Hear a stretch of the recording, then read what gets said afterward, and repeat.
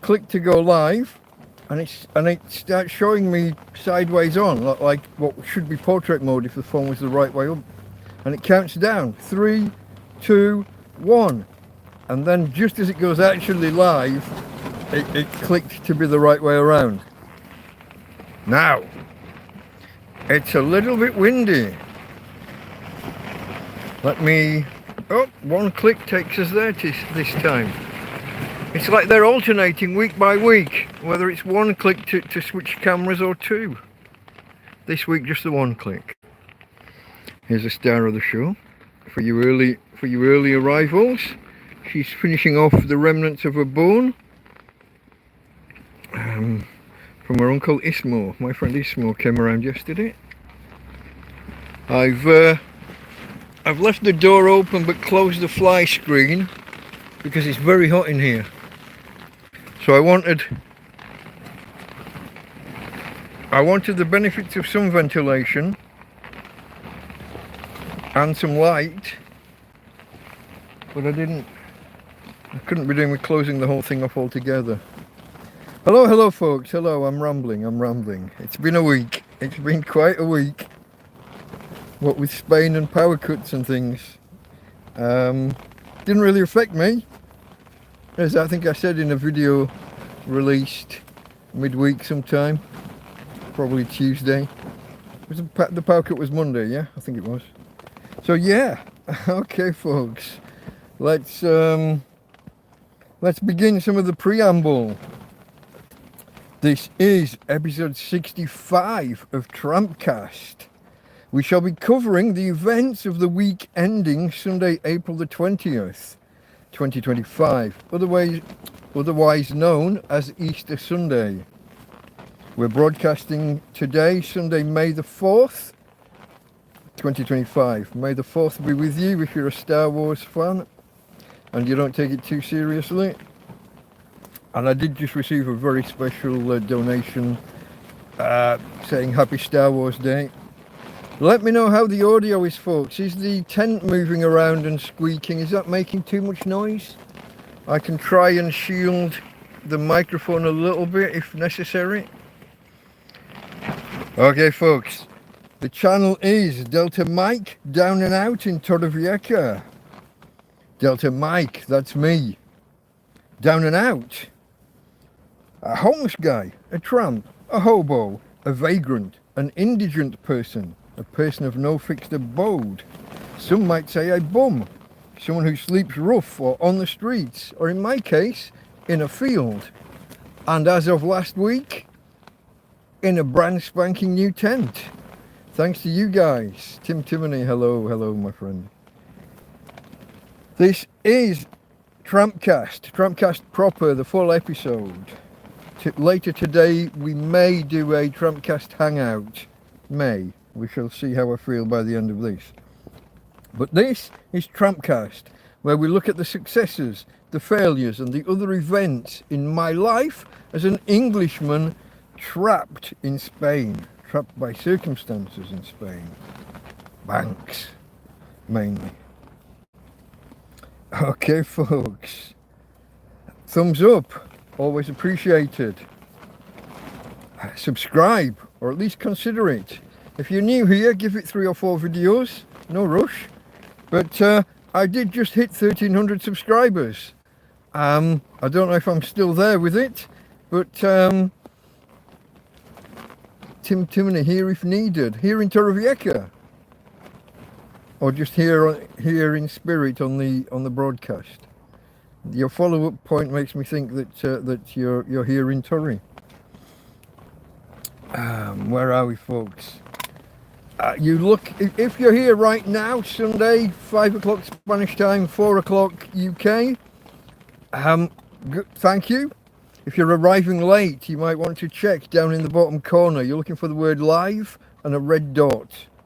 If you've joined late, you might be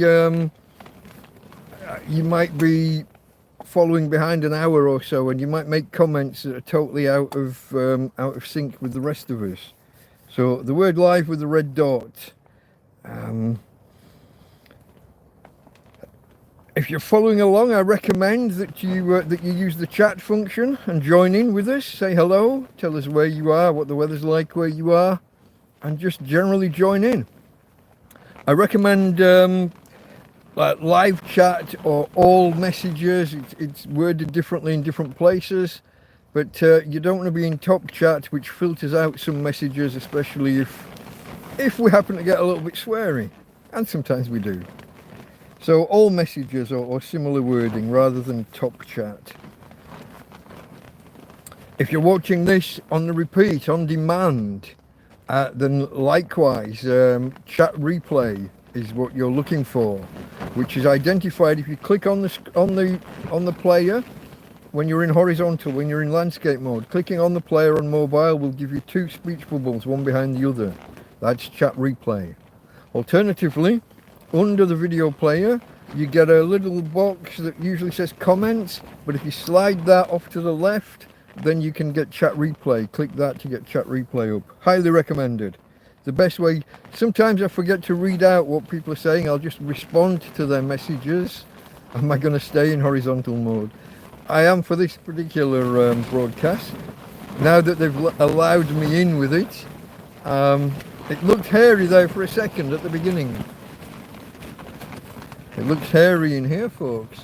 This is the first real wind of the tent. See now? It's the first time that we've had proper real wind. We've had a couple of little showers, but nothing substantial yet to test anything. So we're waiting on these little test runs with the tent. What are we now? About 9 days in, 9 or 10 days in with the new tent. Waiting to see what happens.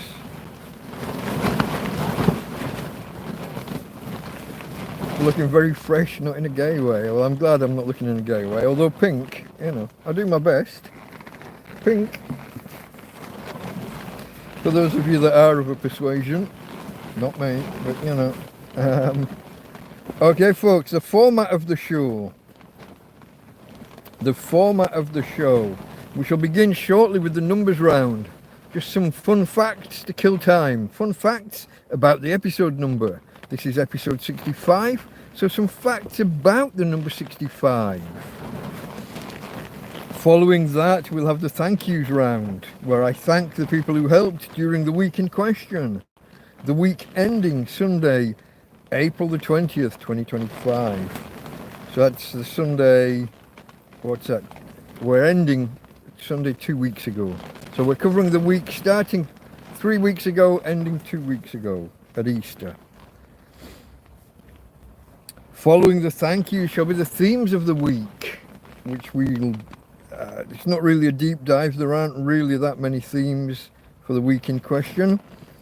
Then, as usual, we'll start to look through the events of the week, starting with the Sunday night after the TrampCast that would have been ending the week before this, ending after TrampCast 62. Following that, maybe a little look at events that were upcoming or worries that I might have had at the time. It really is a little bit windy. It's taken me by surprise, this wasn't in the weather forecast until after it happened, after it started. But yeah, interesting. Okay, folks, as I said, this is episode 65 of TrampCast. So some facts about the number 65. The number 65 is a semi-prime. That is to say that apart from the number 1 and itself, it's only divisible by one other pair of numbers. In this case, the numbers 5 and 13, both of which are prime. Otherwise, if they weren't, there would be other numbers that it would be divisible by. It is the 19th semi-prime. The number 65 can also be expressed as the sum of two squares, and in two different ways, with two different pairs of squares. It's 8 squared plus 1 squared. 8 squared is 64, 1 squared, 1. 64 plus 1 gives you 65. And the other pair, 7 squared plus 4 squared. 7 squared gives you 49, 4 squared gives you 16. 49 plus 16, 65. Tina girl. Knocking the podium. My lectern from which I broadcast to the world. Okay folks, what else can we say about the number 65? As well as being produced from pairs of square numbers, it can also be produced from the addition of 3 square numbers. 2 squared plus 5 squared plus 6 squared. That's 4 plus 25 plus 36. 25 and 36 give you 61. 2 squared gives you 4. That gives you 65. And there's a 4 squares added together will also get you there. 2 squared plus 3 squared plus 4 squared plus 6 squared. Individually those are 4, 9, 16, 36. Do the maths. 16 and 36 gives you 30, 46, 52. Plus 9, 61. Plus 4, 65. Didn't write it all down in detail. Figured I could do it in my head. Had to hesitate a little bit. Tina girl, just steady. Okay, 65. The traditional age of retirement in quite a few countries. Often for the males rather than females, who are often a younger age. Tina, you're shaking the podium like hell, girl. Stop it, move over. Sorry folks, if you're detecting a wobble in the picture, that's my Tina girl. Traditional retirement age in countries such as the UK, US, Germany, Canada, and I'm told quite a few others. Now most weeks we have an international direct dialing code, and this week no exception. The international direct dialing code plus 65 on your phone will get you Singapore. Finally, as ever, with a few sub-facts. On the periodic table, the element with atomic number 65, terbium, T-E-R-B-I-U-M, with the symbol TB, is a rare earth metal, as most have been recently. Silvery white, malleable and ductile. Let me see if I can remember these. Malleable means that you can hammer it out and flatten it out into a sheet. And ductile means you can draw it out kind of into a wire. Hope I've got those the right way around. I'm going from high school chemistry. Reacts with water, giving off hydrogen. Not found in its pure form in nature. Has to be extracted usually from minerals containing other rare earth elements, rare earth metals. Now, this is an interesting factoid. It is named after the Swedish village of Ytterby. Now, those of you that have been here a while, if you remember episode 39, you will have heard of Ytterby, because yttrium was also named after the same village. And further, in the coming weeks, we shall visit 2 more elements named after the same village, all derived from similar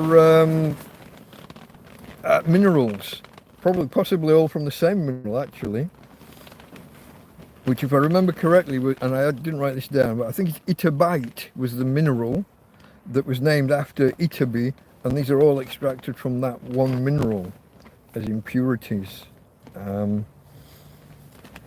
Uses, mostly used in green phosphors, commonly in fluorescent lamps, cathode ray tube TVs and monitors, which are still used in some high-end places. Usually combined with other phosphors, and can be used with other phosphors to create a high efficiency white lighting, often used indoors. It's particularly efficient and bright. Gives great brightness for very little power. Okay folks, those were just a few factoids about the number 65, because this is TrampCast episode 65. Okay, let me just have a quick check of chat to make sure I'm not missing anything. No, just my mate Tim Timoney there. And I'll just take a quick swig of coffee. I took the lid off because I've only just made it. It would be too hot if I'd kept the insulated lid on. I think I can go back on now though. Oh well, that is still a bit hot. Thank you, Tim Timoney. I think they were brilliant facts as well. Not many facts now. For some reason, my main source of these facts is Wikipedia, and for the first 50 numbers there were a lot of facts.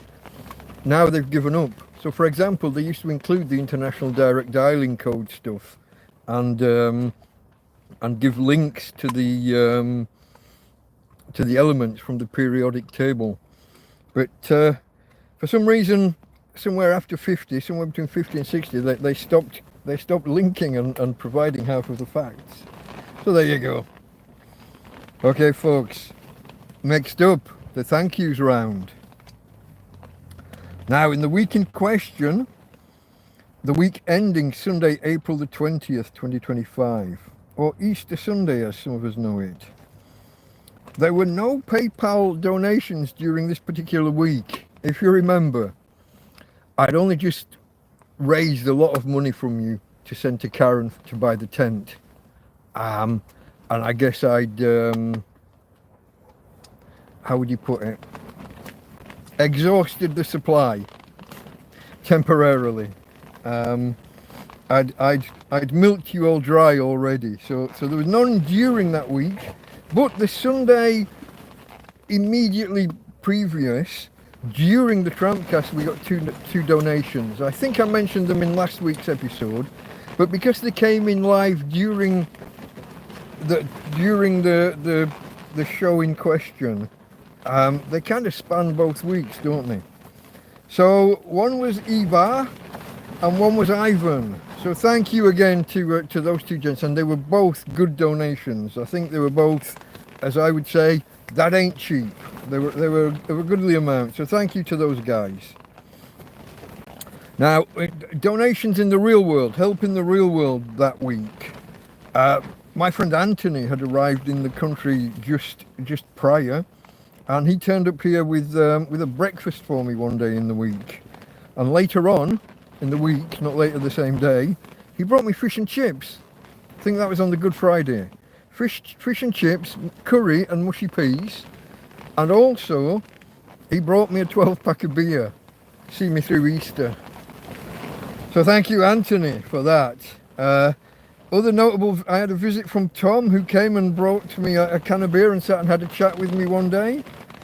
It's always nice, a bit of company, sit down in the sun and just chat. And Colleen, my friend Colleen came, as she often does, and she brought me the local free newspaper, and a friend of hers had given her a book to give to me to read, so that was nice. So thank you to Colleen and Colleen's friend. I think that, unless I've missed something drastic, I think those are the thank yous for that week. So thank you to those guys. And see this, let me show you this. Here's the roof above me,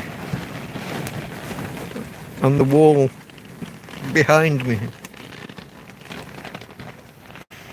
It really is getting a bit energetic.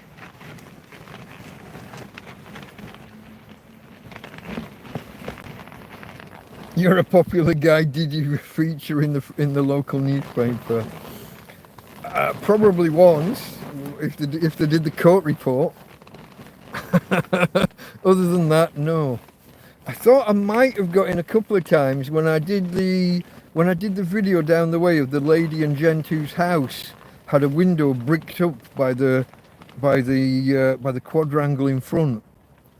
Somebody else owns the plot immediately next to them, and despite them having planning permission and the house having been there 60 years, folks, 60 years, and their house borders right up to the edge of the plot, and it was all accepted, planning permission, everything, but the plot next door built a garden wall around, and the garden wall was 1 metre all the way around, but when it was right in front of their house, they built it like 3 metres high, totally in front of their kitchen and living room window.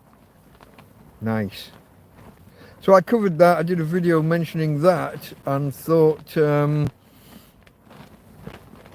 thought that might have got a bit of coverage, but that never happened. And the other one, when I had my little spat with the mayor, when the mayor insisted on somebody telling him where I was so that he could help, and he sent his man around and had me arrested.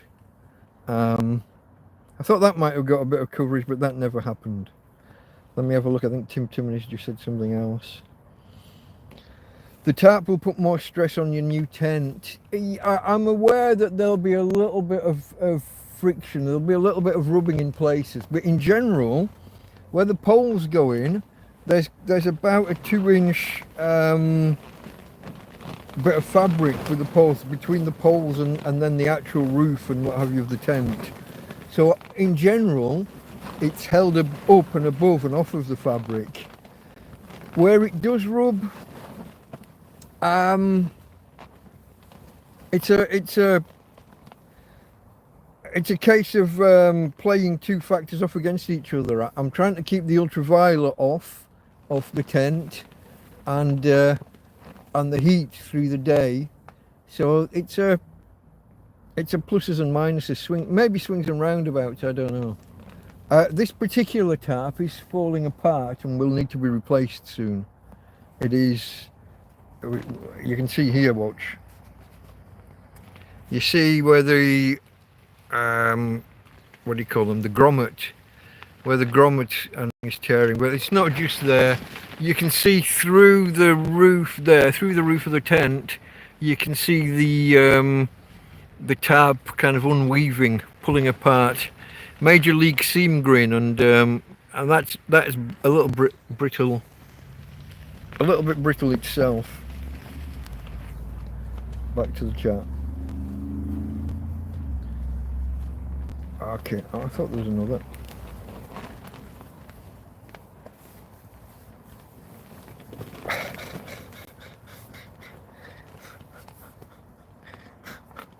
You'll have to watch the chat, folks, to take note of Tim Timoney's comments. Okay, that was the Thankyous. Onwards, ever onwards. Let's get on with the themes for the week in question, and there weren't really many. If you saw the thumbnail and the intro, the title of this, I didn't know what to call the episode, so I called it something like "The Weatherman Promised Me," which I think was the beginning to a Tammy Wynette song.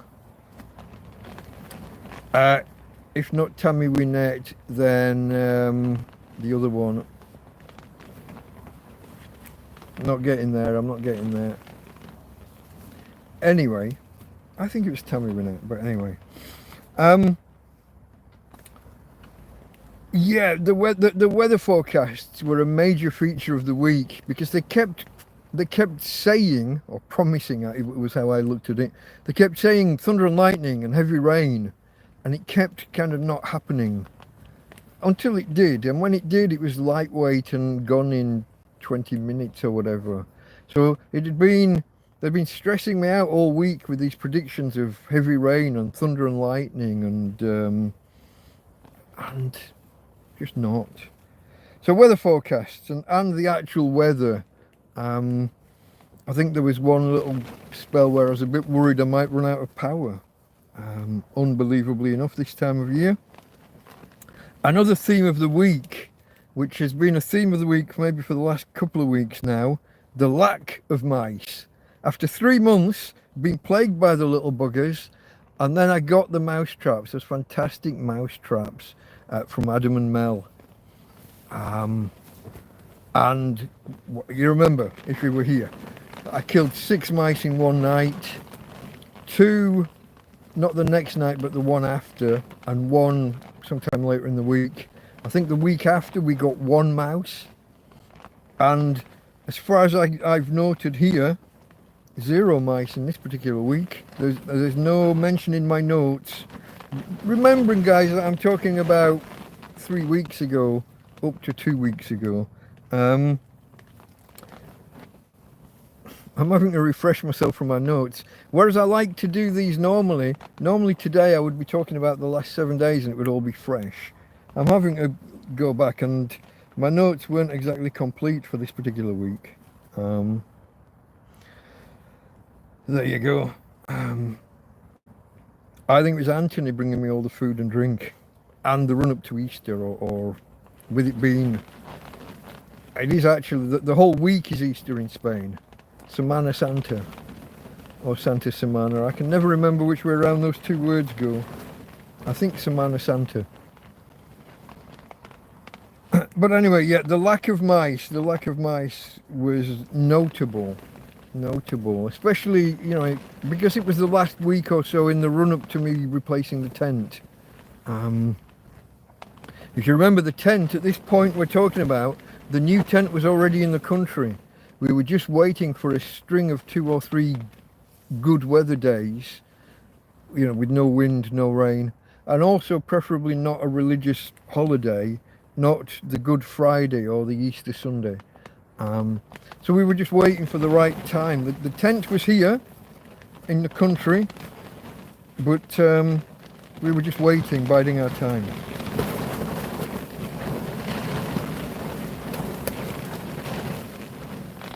Lost it, folks. Where am I?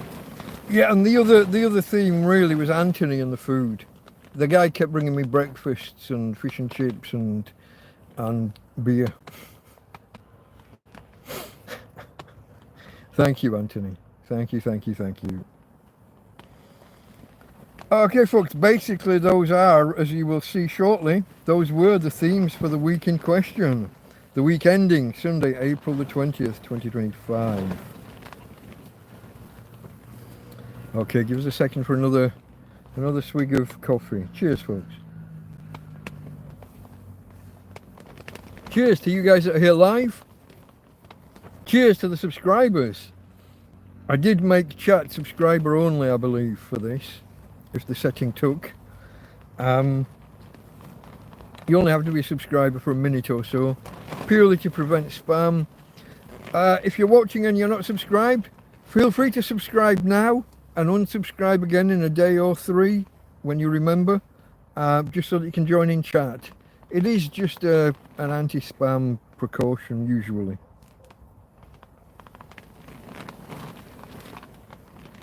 Cheers, folks. Oh, that almost went down the wrong way. Okay, we're exactly on 28 minutes in. Shall we begin? Okay, details of the week in question. We begin, as we usually do, with the Sunday evening after the TrampCast that would have been done on that day. In this case, that would have been TrampCast 62. And my notes here say, I really enjoyed TrampCast 62. Thank you to all involved on, so that would have been Sunday the 13th of April. Thank you to everybody who was here for that and who joined in with chat. Tina? Hey babe, it's okay. Tina's okay. Daddy's okay. We're all okay. So yeah, thank you to everybody involved. After the TrampCast, I had the usual shenanigans, dismantling the podium, moving things around. If you remember, this chair always had a big bag of clothes sat on it that I then had to move onto the bed so that I could get on here. Backwards and forwards, bending and twisting, and the podium has to go back outside. It doesn't live in here, there isn't enough room. Chopping boards and everything back where they belong. This is part of my bedside cabinet, as I call it. It's not really a cabinet. So I have all those usual shenanigans, unmaking the this environment that I build for myself on Sundays. So yeah, thank you for all of that. Oh, and just a quickie here, thank you to those guys who made donations during the TrampCast. I have put the PayPal link in the as a pinned comment. I got to get the grift on, folks. I don't have much money, and my card, my tippy tappy card, my friend Karen, I sent her the PayPal money, and she puts it on this card that I can then pay in shops and things. I broke it last week, bending and twisting, emptying everything from the tent and bringing things in. At some point it got bent and twisted, and the little chip on the tippy tappy tap and go card, whatever they're called, the little chip fell out. I'd creased right along the plastic. But I do still have friends here in the country. I can send them the PayPal money, and they if they're willing, they can bring me the cash. And my friend Karen, who's the main person who would do this for me, she'll be leaving the country soon. So I haven't got long to put some money together and to get it kind of converted into convert from PayPal to real world. I will just mention here, I think I got a fantastic donation about 60 seconds before I came live. Didn't have time to respond, but if you're out there, thank you. I shall make a proper note and reply directly in due course. It was just unfortunate timing. I've been a bit slow at replying to people with those generally lately, but I will try and rectify that, folks. Okay, the same Sunday night then. Tina, quiet. The same Sunday night I did a TrampCast Hangout, which is a less formal. If you've not joined one, there will be one tonight somewhere between 10. It will start somewhere between 10:30 and 11:30, depending on my mood and whether I've had time to find some topics to talk about. I got one because we had the blackout, the power cut. So I've got that. I've got a few thoughts on that I can talk about later. And how everybody, you guys, all of you, get yourselves an EcoFlow or similar, a Bluetti, a Jackery, one of those larger Anchor power banks. Get yourself something with at least 500 watt hours of storage, preferably a kilowatt hour or more. Just get one of those and one or two solar panels maybe. Just do it. You get no warning when the power cut happens. It just happens. I sat here unaware of it for a couple of hours. Hey. And then I had friends come around here for power. If it had carried on any longer, like if it had still been going the next day, I could have set up on the track here and offered to charge people's phones and things for them.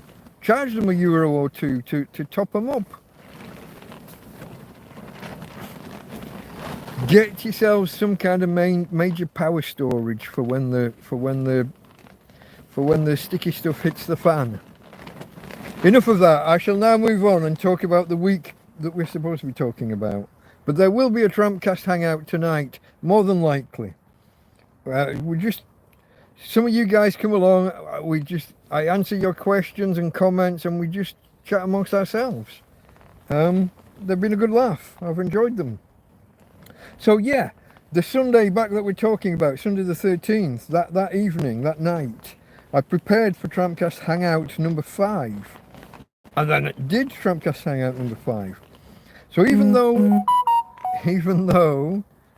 the main TrampCast had been 3.5 hours, we did another 2.5 hours, probably starting at 11:30 that night. Let me see whether I can just have a look, see whether that is what I thought it was. It was.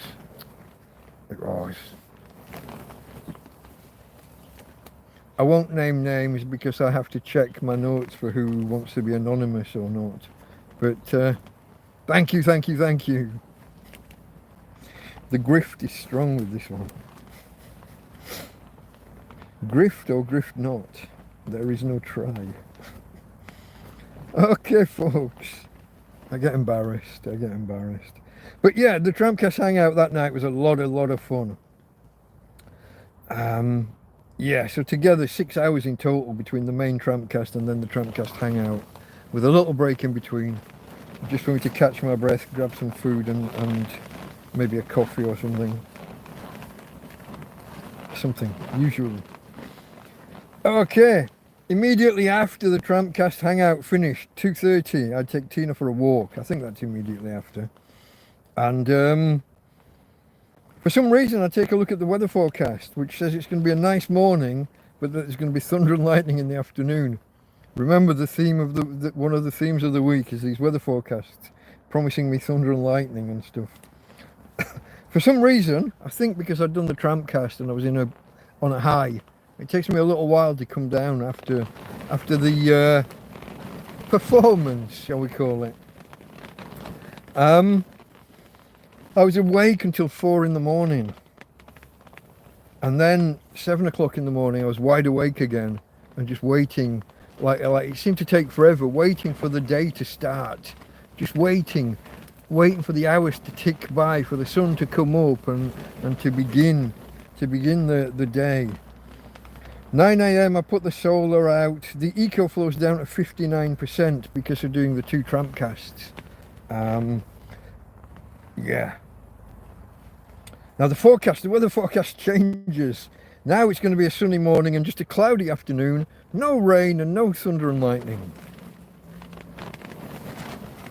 This is where Anthony arrives and brings me a full cooked breakfast, folks, including 4 slices of buttered bread on a disposable plate. Let me try and just cup that, see if I can't shield you from some of the extraneous noise around us. So we're sitting and chatting, and this is where he tells me that according to his weather forecast app, thunder and lightning is back on the cards. So that was fun. After he leaves, I go inside and I watch the TrampCast from the night before, TrampCast 62. And I enjoy myself all over again. Some might think I'm a narcissist. I have to watch them back for quality control purposes, you understand. And sometimes I will flick back in the chat to answer questions, and I get bogged down answering up here, and then there are things, statements or questions, or maybe I ask a question, someone gives the answer in chat, but by the time I scroll back down to there, the answer's there and it's out of context for me, and I've got no idea why people are saying the things they're saying.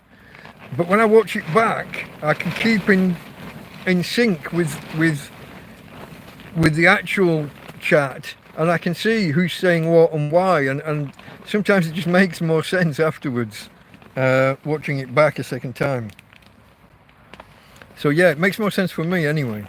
So that's useful for me. Sometimes I will note a question and you know, raise it during one of the TrampCast Hangouts or something, and revisit the topic. Especially if I've totally misunderstood a question or a comment, or missed an answer entirely. Or seen an answer and just got no idea why people were saying it. Yeah, those kinds of things. So I watch them back, mainly, partly for quality control, but I do enjoy them, I have to say. So thank you to you guys that take part in chat and keep it lively, keep it going.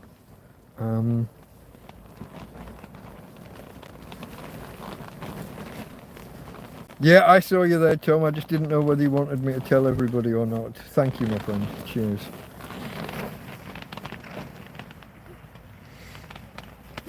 No, Tina. Hey. Where am I? Watching the TrampCast back. Okay, so after I've watched the TrampCast back, we get to somewhere around 11:30, and the forecast changes again. And it suddenly says there's going to be 4 hours of thunder and lightning, with 1 millimetre of rain.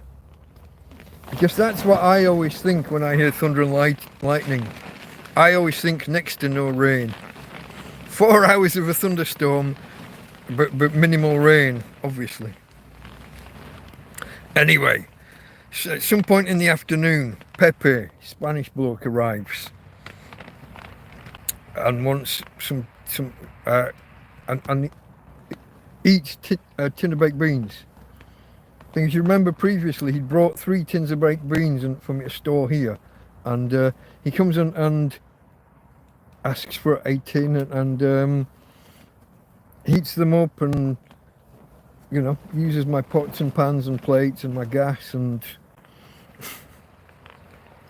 I think we'd mentioned this at some point around here, and later in the week he comes and has the other 2 tins and makes a big point of thanking me and tidying up after himself a bit more. So yeah, Pepe comes along. Oh, this is where he drops some food on the floor and my dog and his dog have a quick fight. Tina comes away with a cut lip. Yeah. Anyway, that evening I watched back the TrampCast Hangout from the evening before. So I've watched through the day. I've watched the TrampCast proper. Now I watch the TrampCast Hangout and but kill a bit of time just watching that. And at 5 p.m, well after all the forecasts have been saying, but suddenly at 5 p.m, we actually get some thunder and lightning. And it rains heavily for somewhere between 15 and 20 minutes, and then it's over more or less. Rains on and off a little while for a few hours, but nothing, something and nothing. Keep checking the forecast and it's up and down. When it's raining heavy, the forecast says, oh, it's going to carry on raining heavy. When it stops, the forecast says, oh no more rain. Then it starts raining again. Oh, it's going to... I'm telling you, that bloke sticks his head out of the window and whatever it's doing at that minute, he updates and says that's what it's going to do for the next 4 hours. Tina girl, quiet. Leave the other doggies alone. They haven't got a good owner that shuts them up. Hey babe, they haven't got a good doggy daddy. Okay folks, thunder and lightning, rain, yeah. Oh, this was the night, folks. Okay, this was the night. 12:15. Huge thunderclap. One of those ones that goes on for about 30 seconds and the ground is shaking like that. Now, we had a few like that over Christmas. Only this one wasn't thunder. I asked around Christmas, whether thunder shows up on seismometers. And it does, but they dismiss it if it's not showing up in multiple locations. It has to be, they rule out a shake in one area that doesn't show up on any other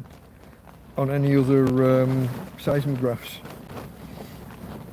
Anyway, this was the earthquake. This was the one initially announced as being a 3.1 on the Richter scale, later downgraded to a 2.8. But yeah, laying in bed and the ground was shaking for quite a while. But I do remember posing the questions, possibly New Year's Eve, about whether thunder shows up on the seismograph kind of equipment. Okay, folks. That was Monday night. Into Tuesday morning, 7:30 dog walk, because the forecast says rain. You see the theme. You see why these are the theme of the week.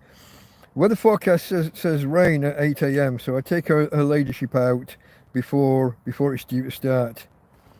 And I get outside and it's a lovely, bright, sunny morning. You can't believe that there's going to be any rain. It doesn't make any sense to me. The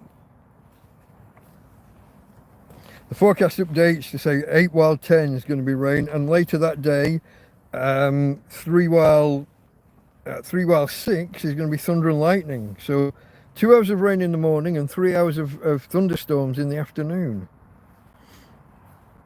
Okay, let's see.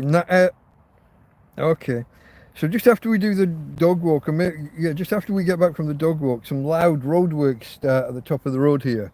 Possibly actually within the garage forecourt, the petrol station forecourt. And yeah, really loud roadworks. 9:30, still no rain, still nice. Starting to get a little bit cloudy, but with breaks in the cloud and the sun's shining through. The EcoFlow's on 74% and starting to pick up. now the forecast changes and the rain's going to be at 1 o'clock. So obviously 10:30 it starts raining. But only spitting. No sun. It gets a little bit overcast, but that's at 10:30. By 11 it's raining properly. But not too heavy and not for too long. At 12 o'clock the EcoFlow starts to pick up a small charge, about 10 watts. Not enough to actually charge the EcoFlow, but that 10 watts can be passed through directly to any devices connected. And so you can charge your phones or batteries or lights. So that whenever it's below 15 watts, I'll do that. Take the charge directly from the pass-through. When it gets to 15 or 16, it actually starts charging the EcoFlow, so I'll let the power go in directly at that point. At 1 o'clock, sunshine properly. We get the EcoFlow is receiving 60 watts from the solar panel, and all's looking good. The major rain that they kept forecasting all morning and put off to the afternoon doesn't. The thunder and lightning evaporates. It all just goes. Now this was the day when I got above 1,290 subscribers. I never make these announcements until I've got 1 or 2 extra, because they can fluctuate. In the past I've announced, yoo-hoo, 300, and by the time anybody looks, I'm back down to 297 or something. So I always wait till we're 1 or 2 above. But I announced that we've hit 1291, and I do the race to 1300. And in the end, we only just made it there today. So this is almost 3 weeks to get those extra 10 subscribers. Because 1 step forward, 2 steps back. 1 step forward, 2 steps back. So yeah, that's taken a while.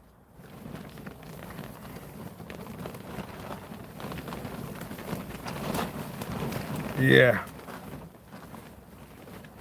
Oh, we did get a little bit of rain on and off later on, but nothing to write home about. But no. Okay, folks, into Wednesday, and 8 a.m. Just the usual start to the day. There's a dog walk, make some coffee, put a solar panel out, blah blah. Amazingly, didn't put the panel out. Okay, did the solar, but didn't actually. I forgot to connect it to the EcoFlow. Did that at 9 so that we could actually start charging, and by 10:30 we were on 100%. So all the rest of the sun that's going to happen that day is just going to go to waste. I got an update on that about this week, not the week that we're talking about. I have just started using my cool box again, or to state it more clearly, I've cleaned it out and I've started testing it. I want to see whether it's worth the shenanigans, whether it's worth the effort. It's only got 3 pop bottles in, 6 litres of I think 2 orange, 2 cola. Not that matters, but it's not really making that big a difference at the minute. But that might be my fault for just not putting enough stuff in. I've got some more testing to do with it in the coming days. Anyway, back to the so it's a lovely sunny day. By 10:30 the EcoFlow's on 100%. I decided to put the mattresses out to dry, because we've had rain over the weekend, and I could tell that the bottom mattress was damp, but I had no idea how wet it was. So again, I'm putting the mattresses out to dry, and this time, rather than just putting the mattresses out, I empty out the rest of the bedroom and sort through everything except for the big chest of drawers. Tina, hey babe, let's show the people Tina again. You gotta be good. You're on camera. I'm showing you to the world. Talk to the peoples. Tina, talk to these peoples.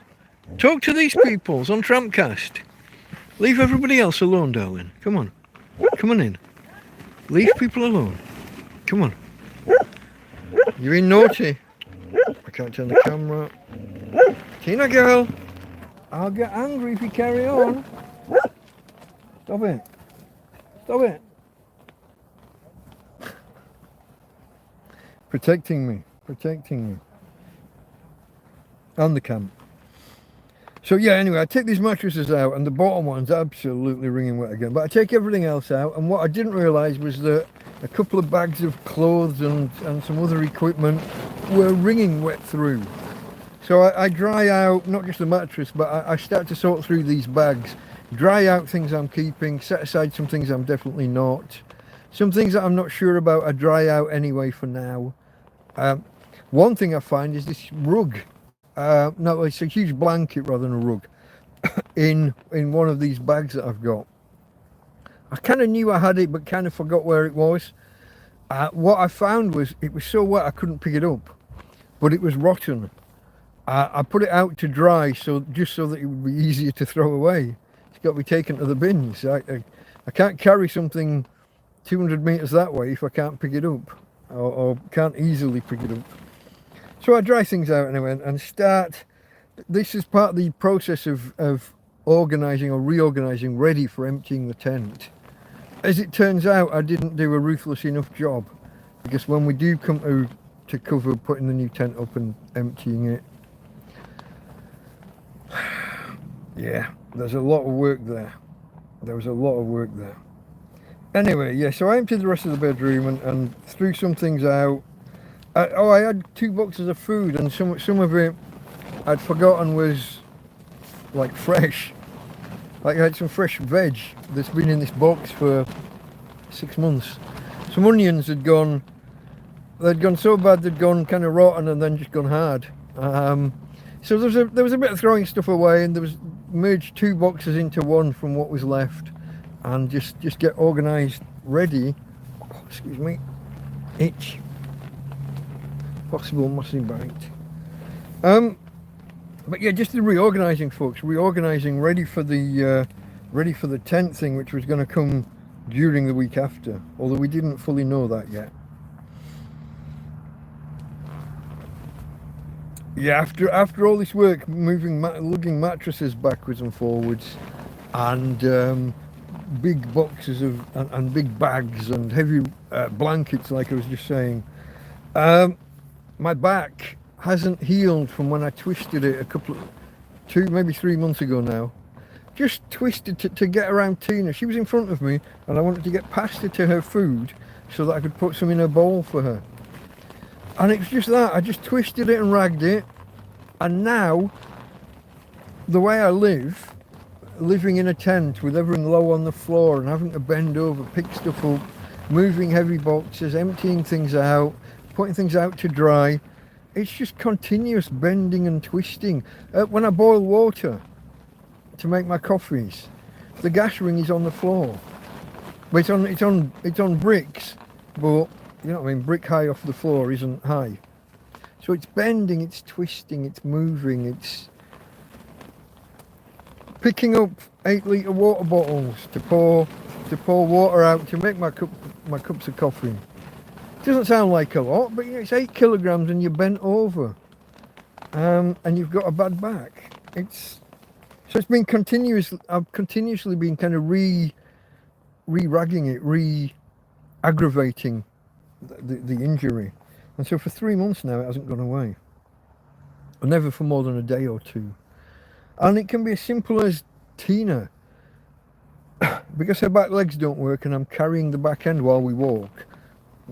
Using a belt, slightly elasticated, but she can fall over in a certain direction and just pull me in a certain, and I'm on a track that's uneven, and if she pulls and the weight goes one way, I can step into a little pothole and just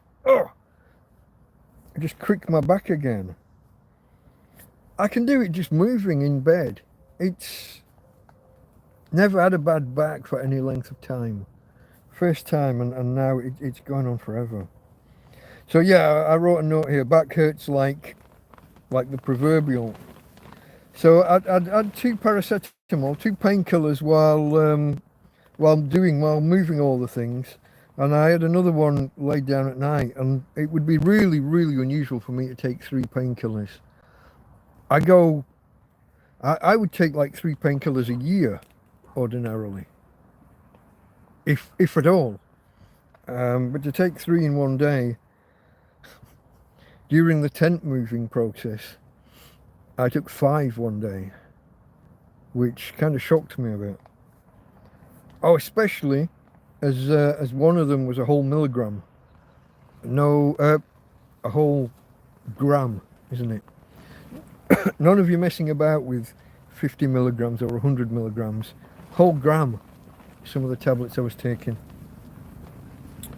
But anyway, back to the week in question. So yeah, I'd taken my tablets, I'm lying down, and this was where I said earlier, Pepe came back and asked for his beans, the 2 tins that I'd got left here, which we'd been joking about at some point previously. Someone had said, eat them, you know, fuck him, eat his beans. And I think either he or a friend of his has watched one of the TrampCasts back, got wind of this plan to eat his beans, which I wasn't going to do. But he came and asked for both tins that were left.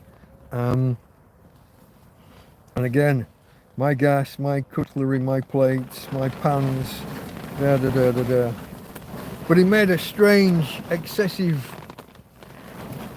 over-effusive attempt at thanking me, which hadn't been the case in previous times. So yeah, I wrote here, I think someone's tipped him off that I was getting a little bit annoyed. Because I'd got all my stuff out, drying and stuff, he'd seen my my emergency tents, my backups, and he looked at them and lingered. My emergency tents. Mine.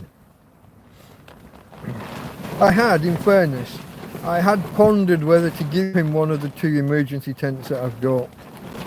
I think at Christmas I thought about giving him one, but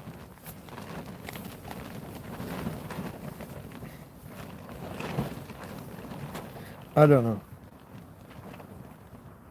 Anyway, so this was Wednesday night, and Wednesday night means my mate Scruff Dog. He does a Lego stream or just some building. It's not always Lego. He put a remote controlled car together with a proper real engine. At some point recently, I'm not sure what this particular week was, but yeah, Scruff Dog late at night. So that's Wednesday night finished. Into Thursday, folks, and I will just take another swig of coffee if you don't mind.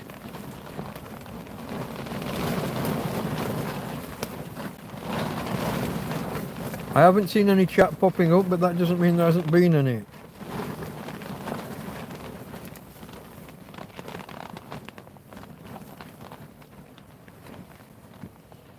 Hold on.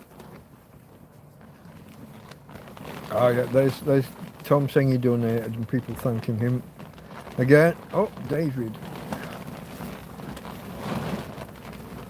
David bought a Jackery and panels. Okay, that's good. I mean, you know, my personal preference is EcoFlow. For the products, I have seen a lot of people have a lot of issues with EcoFlows. Not the software as in the app, but what's called the firmware, the software in the box itself. Never ever ever update your EcoFlow firmware unless you're experiencing serious issues already. Their updates go bad, and their first answer, their first solution is send the entire box back, post it back, like to fucking China or wherever, post it back and we'll send you a new one out. To fix some software from a device that's connected to the internet. I refused and had a big argument with their customer support, and we managed to make it work. They zeroed the firmware to version 0.0.0, and then I allowed it to connect to the internet for an over-the-air update, and then it worked. But their support guy was very aggressive and very confrontational, and a total asshole. So great technology, great product. Their firmware's a bit iffy, their update process is a bit iffy, and some of their support staff. And in fairness, their support staff aren't even their support staff. It's a call centre in probably India. I do hear some Americans say Philippines, but I think the Americans just don't spot the Indian accent very well. Because some of the videos that I've heard where people make these comments, clearly Indian. Well, Indian, Bangladeshi or Pakistani. No way Philippines. They're just not similar at all. But yeah. So David bought a Jackery. That's fair enough. I considered them. Oh, Amanda asks, how's the new tent? The new tent's fantastic, Amanda. Sorry for the delay in answering. It's over half an hour. The messages aren't popping up, and even now they're not staying on screen. The new tent's fantastic. Slightly smaller than the old one, maybe 30 centimeters or a foot on each of the four sides. It's just that little bit smaller. Not noticeable in the bedroom I'm using for storage, and in the living room area, can't tell the difference. In the bedroom, I can tell the difference, and I can kind of try and show you why. If I do this, firstly you'll see Tina go. There's Tina. By the bed there's my bed. I haven't really made it, I've been lying on it, so it's a little bit of a mess. Off to the side, do you see that little bit of black floor next to the chest of drawers? Well, in the previous tent, there would have been enough space to put another bed. You could have put two of these mattresses side by side. So I've lost at least 2 feet, maybe a little bit more in width over there. And I think in part, it's not so much the size of the outer tent, it's the amount of space there. Do you see between the external tent and the bedroom interior? There's quite a wide gutter in between the two. It's like I've lost another 30 centimetres there. And of course that will be on both sides, although it's obscured by my vegetable rack, my food rack.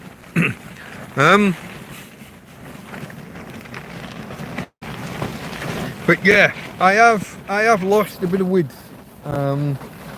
Like I said, less so in this main part because I'm not inside an internal bedroom, so I've still got that extra foot, that extra 30 centimetres both sides. But the tent itself, the outer tent, is smaller as well in those dimensions. But it's fantastic so far. And I mean, I haven't had it long enough to start. We're still in the honeymoon period. Haven't started noticing any issues. I got an issue, I think I mentioned this one last week. Do you see the white coat hanger at the end? And I hang a string of fairy lights from there at night. A yellow-white set of fairy lights. There's only the one hanging hook at the top there where the coat hanger is, and there's only the one hook, nothing in the middle or at this end inside the bedroom.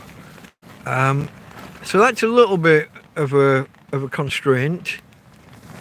Let me just zoom back out first, and then it's not letting me zoom because it's taking that as a touching the chat.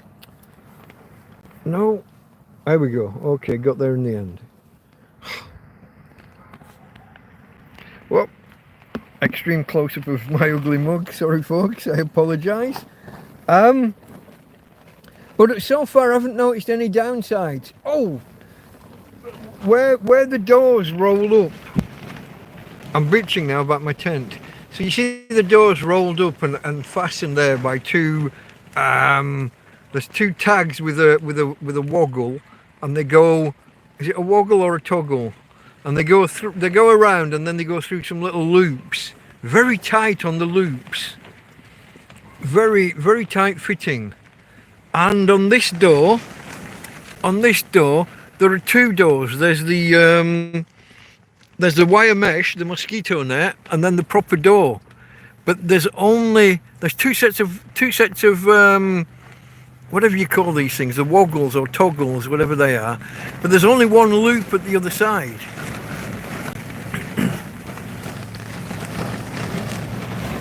So yeah, those are really the only niggles that I've got. I'm loving it so far. I'm loving it. And thanks to Adam and Mel, who gave me these this set of plastic drawers here that stack, I've been able to be a lot more organised. I've got 2 drawers at the top, and because they're slightly open, because they're not fully enclosed, the top 2, because of that, get away, get off. Now I need the chat to go and it won't.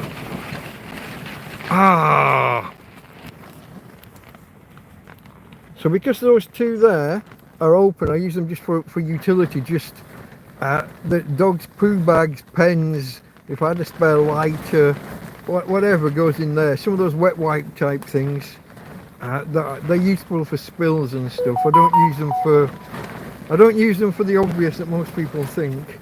But the rest of the drawers are food of one description or another. There's a drawer, I think 2 drawers of pastas and rices and things. There's biscuits and mashed potato in that one. And look at the dog food in there, right? That's all just dog treats. Now look around here. That's all dog treats. Down there, that's all dog treats and dog food. The bottom one, that's all dog food. And the 18 kilogram bag next to it, that's all dog food. Folks,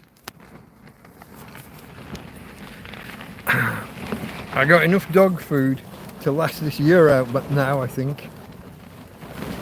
Slight hyperbole, but I think I've got at least 6 months worth. What else are people saying? What else are people saying? I know I'm missing. Have I ended up scrolling back to the bottom? I have. Look, there's David, bought a jackery.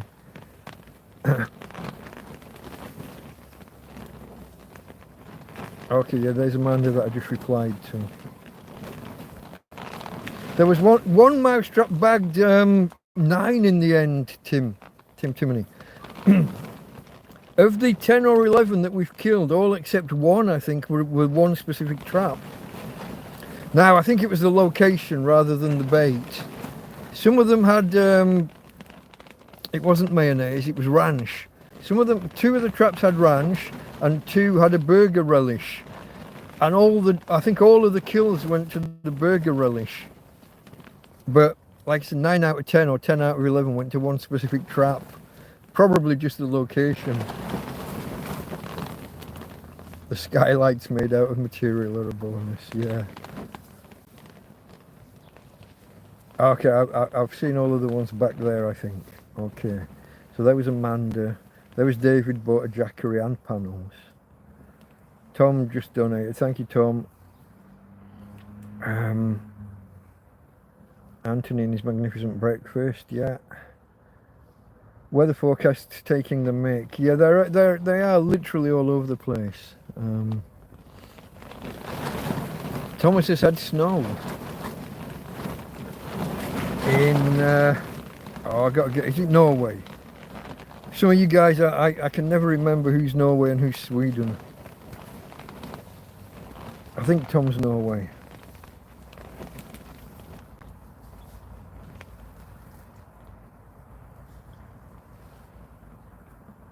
Your weather is dramatic and your house is earthquake proof, says Tim Timony. As long as the ground doesn't open up directly underneath me. I mean, we are on a cliff top. A landslide and an entire cliff or whatever falling into the sea is not impossible. I'm about 100, I don't know, 130, 150 metres away from the actual cliff top. But yeah, you never know though. Tim's going to recommend EcoFlow to all his friends and family. It's a good recommendation in general. There's Rich, RLRG. I think those are just his initials. And Andy P, who I believe is, I think that's the donor from just before I went live. Correct me if I'm wrong, Andy, but I think that was you. I only got a quick glance before I had to go live. Andy P is looking at EcoFlows. hold on. I want to scroll and see the arrow that says that there are further messages was in the way. You're wondering which. Yeah, you've got to assess what you're looking for from it. What machinery do you want it to run, and for how long in between charges? And are you just thinking 24 hours? Are you thinking 72 hours? You know, do you need a high initial output? Is it to run like a fridge or a freezer? That would be a thing for a lot of people. So if you're going for something like that, you've got to look at the bigger capacity and the larger inverter. So these things are measured in multiple ways. The number of watt hours, that's the amount of power they store, and also the amount of watts that they can output. And the watts that they output is measured in two ways. You've got the continuous flow, but they can also do like a boost for the first 3 to 10 seconds. They can output usually about twice as much, which is to help with things with like a compressor or something. If you're trying to run a fridge or a freezer, or maybe a washing machine or something, some of these things with motors and stuff can need a higher boost initially. So you need the peak output, the continuous output, and also the total storage. And you need to compare your watt hours against the wattage of the devices you're running and how many hours you might want it to run. So it's all a bit technical, a bit complicated, but yeah, there's a little bit of maths involved, especially if you've got devices that tell you their voltage and they tell you their current in amps. So you've got your volts and your amps, but they don't tell you the watts. So you have to multiply out your volts and your amps, and sometimes add a little bit extra because that's not always a totally accurate thing. There's something called power factor, where if sine waves aren't synchronized properly, you might need it's beyond me, but it's a thing. So multiply your volts by your amps to get your watts, and add on 10% as a margin of error, and then multiply that by however many hours you want it to run. So a lot of people use these things for like CPAP machines or like home ventilator type things. Nowadays home dialysis machines are a thing. So some of these things can be kind of life critical. So yeah, you got to imagine, what if you go 2 or 3 days and the power doesn't come back on, or the sun doesn't shine? What's your fallback? What's your backup? I will discuss these issues further in TrampCast Hangout tonight, if I haven't discussed it all totally already now. But where did I get to, folks? Where did I get to with the week itself? Hold on. I think I ended Thursday night with matey boy coming and cooking his beans. Did I? No, I didn't get to everything. I didn't get through everything. Hold on. So I talked about him and his coming and having his 2 cans of beans after we joked about eating them. Yeah, okay. I've lost my spot, folks. Just give me bear with me. Bear with me.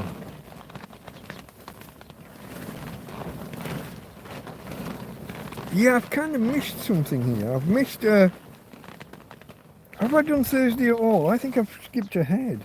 Missed a block of text.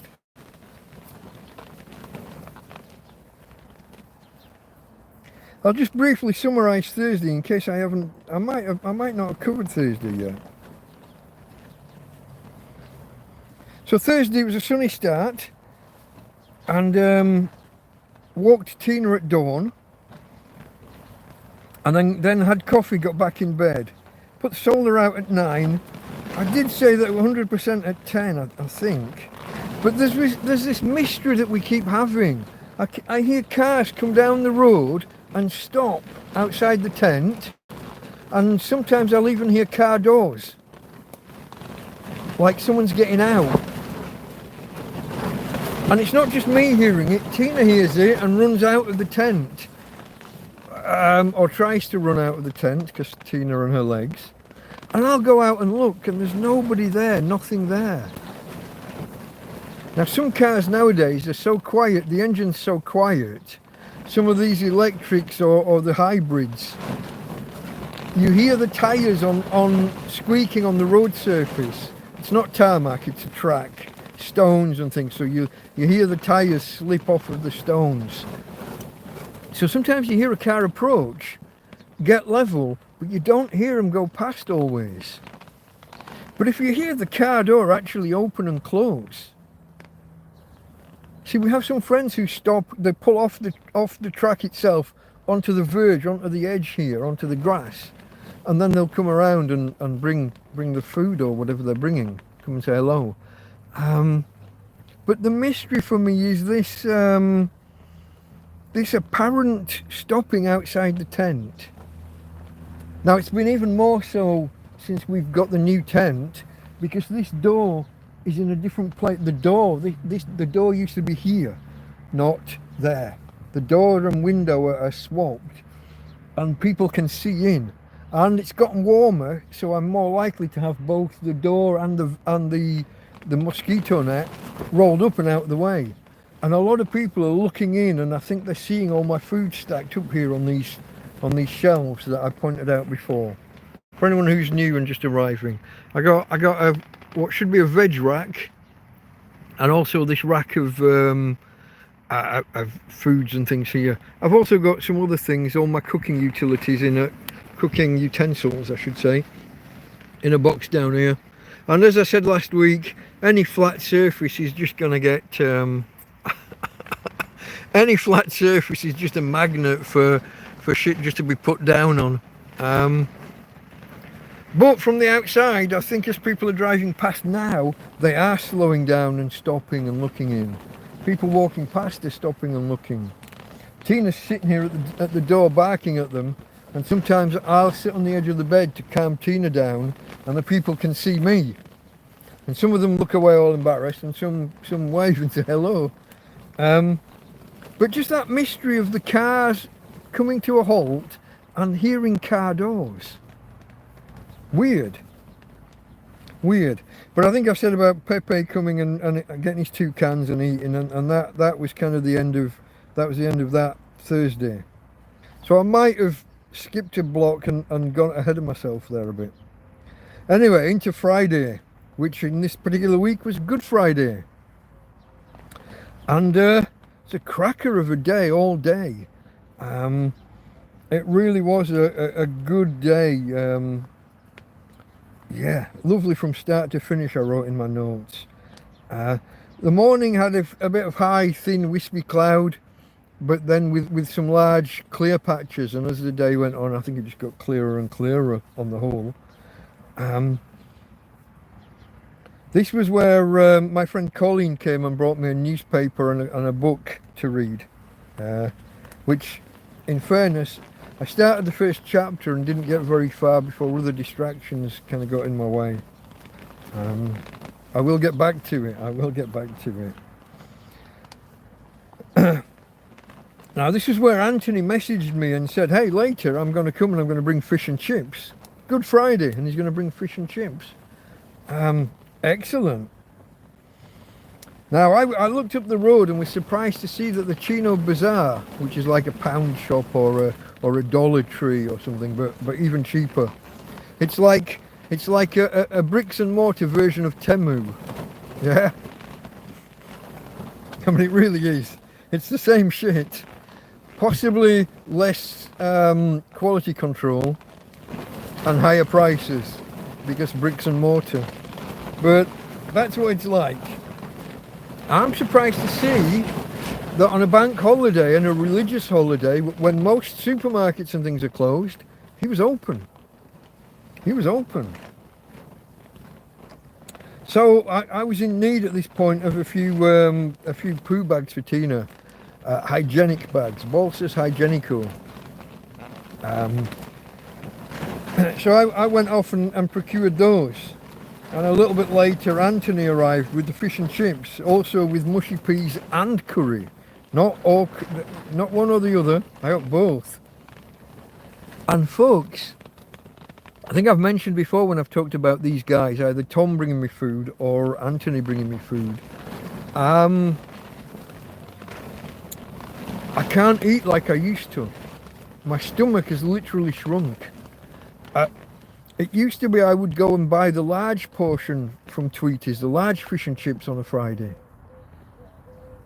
Now Anthony's bringing me the standard portion, and I have to eat it over 2 meals. So we sat down and chatted, and I had half of the food, and I put the rest away and told myself, you know, fish and chips for tea as well, fish and chips for, you know, for dinner. Where I come from in the north, we call the evening meal tea. Lunch we call dinner, so it's breakfast, dinner and tea. But that's just me being a northern lad. But yeah, I had a whole other meal set aside for later. But as well as bringing the fish and chips, he brought me a 12-pack of beer. And he'd chilled half of them. So, as well as having a nice evening meal set aside, I've also got cold beer for my Friday afternoon and Friday night. And he also brought Tina a lovely bone, which she sat and ate half of it in the half hour or hour that he was here. And then I think we came inside and she had the other half on the bed, probably knowing Tina. Whenever she has one of these bones, and she has just had one, I've always got a clean-up job to do, picking up bits of meat and bits of bone from all over the floor or the bed. Oh, the woes have been a tramp. But thank you, Anthony. I mean, that was fantastic, and on a bank holiday as well. Amazing. He chilled some of the beers. Cold beer, folks. Cold beer is something that I don't get too much of.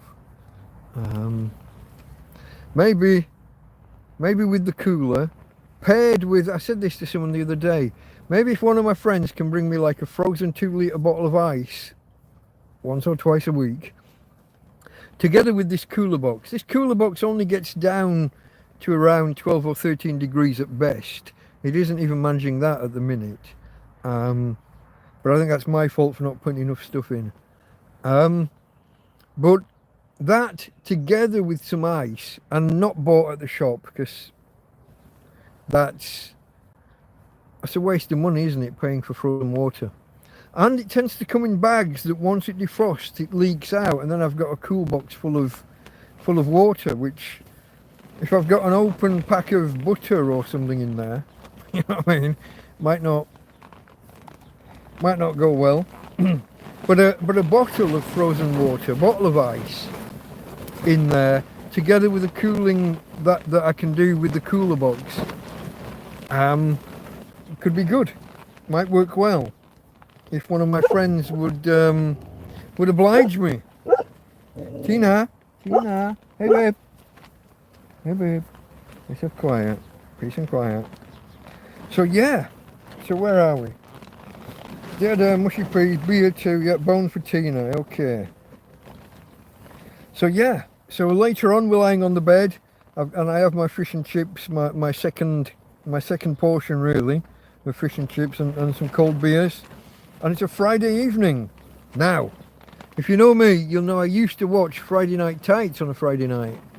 Makes sense, yeah? I've gone right off it. But I did watch, I've been watching quite a few prepper channels recently. I am kind of a prepper at heart, even though my circumstances didn't really allow me to be. Do you keep your perishables in a hole? It just popped up for once. I see that you're, I see there's a few messages I've missed, I'll come back to them. But do you keep your perishables in a hole? No. I live on cliff tops, you can't dig a hole. The trees over there, their roots only go down just below the surface of the soil and then just spread out horizontally. There's no depth, there is no hole. 50% of every tent peg that you push into the ground bends in half. Or just won't go in at all. I'm on almost solid rock, I'm on a cliff top. There is no hole. The best I can do is my cooler box that's outside here, which I'm going to be using now that we're... Well, let me just back up a little bit. That corner over there is the northeast corner of the tent, behind that plastic box and the chest of drawers. That's the coolest corner in the tent. In the previous tent, Tina would go there in summer. That would be her corner. In winter, she'll get into bed with me because it gets cold. Now, she'll stay by my feet at this end of the bed. When it gets too hot, she would want to go that corner over there because the sun rises over here, moves around here and sets, moves around the south and then sets in the west. It never really gets on the northeast corner. Out here in summer, I've got my cool box, which we bought last year with the money left over from the tent purchase, and also the solar panel, which a friend helped me buy at the time. So through the day, in the morning, I will put that solar panel off in front, like off to the east, off dead ahead. I will put it on the floor there so that it provides shade to the side of the cooler box. As it gets more towards midday, I will put the solar panel off to the right as we're looking, vertically upright. And once it does get to noon and beyond, I'll put it on top like that. It's resting on top of a couple of pop bottles, because this cooler box works with a thermoelectric, is it called a thermoelectric couple? It senses a difference in temperature between the inside and the outside. Oh, well, it runs a fan which creates a difference in temperature on the inside and outside and draws the heat away. It captures the heat and draws it away. Can be used in reverse as a motor to heat things up, but that's not what we're doing here. The northeast corner would be Tina's spot. Now that she's not mobile, I don't think it will be. Also, this tent's smaller. There isn't as much room in that corner. I have got those padded metallic bags when you go shopping and you get a load of frozen stuff from the supermarket and you bring it home in an insulated bag to keep it cold. Well, I've got one of those with some food in over in that corner, because at the minute I'm only experimenting with the cool box. I haven't put anything real in there, but I do have some margarine and some butter and some aioli. You don't pronounce the L's, the double L. Aioli. So I've got some bits and pieces. I've got some things that could go. I've also still got some fresh veg. I've got some cauliflower and cabbage. So I've got things that could do with being in a cool box, but at the minute I've only just cleaned it out. It was a little bit gross inside. It had a bit of an infestation over autumn and winter, and when I cleaned it out and there was all these little like the little shells or carcasses of pupa, I think that's what they might actually just be dead flies for all I know. But I had to scoop those out, and after I first set it running, a bunch more came out of the fan. So it's still not 100% clean yet, which is why the only things in there are in sealed bottles, in sealed bags. Needs another wipe out and some more. But yeah, the cool metallic bag in the cool corner for now. Eventually, maybe I can get a bottle of ice from somebody and put that inside the metallic bag and inside the cool box and try and keep things cooler. Anyway, folks, where was I? Cheers to you guys. Let me finish this particular coffee.